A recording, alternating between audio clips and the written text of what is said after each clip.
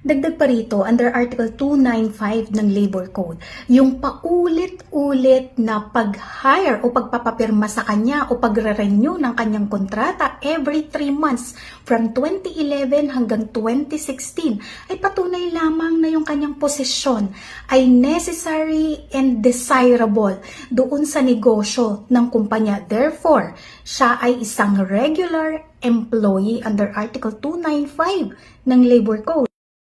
Ngayon, bilang isang regular employee, meron siyang mga karapatan. At isa na rito ay ang kanyang security of tenure. Anong ibig sabihin nito? Well, as a regular employee, hindi ka pwedeng tanggalin kung walang just or authorized cause. Yung hindi pag-renew ng fixed-term employment contract nitong empleyado ay hindi ito yung hinihinging just cause